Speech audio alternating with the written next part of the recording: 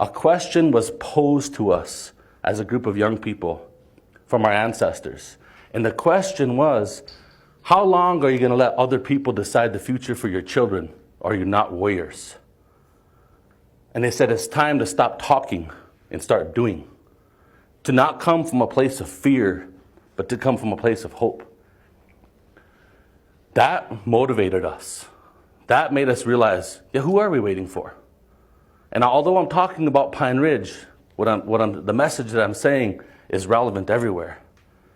That led us to create an organization that says, okay, we're gonna grab the problem by the horns. We're gonna look at the reasons why poverty is persistent in our communities, and we're gonna take full-on responsibility for solving the problem.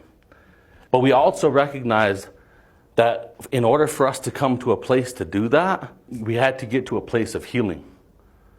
And that's what when we talk about culture, identity, ceremonies, these things created healing for us to then take responsibility. Because a lot of our people and indigenous peoples in America have been broken. In fact, I would actually argue that a lot of America has been broken for a long, long time, not just the American Indian people. And so we started talking about regeneration and resilience, that doing work in economic development based on regeneration, based on resilience, is as much about as healing the human spirit as it is as creating green buildings. What this eventually led to is a process of engaging our community members.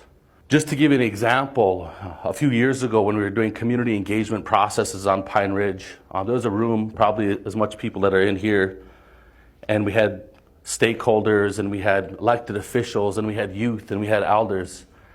At the end of that session that we had, I had a grandma come up to me, 92 years old. She shook my hand. She said, "Grandson, that was the best meeting I ever went to in my life." And I said, "Why is that? Why is that?" She said, "My whole entire life, nobody ever asked me what I wanted for my future.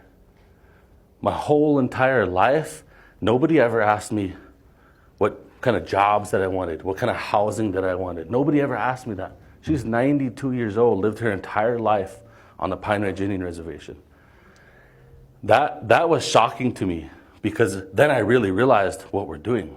What we're basically saying is the top-down approach that created the problems that exist in our community, that those days are over. That those solutions, they were never solutions. Those strategies created and perpetuated the problem. And that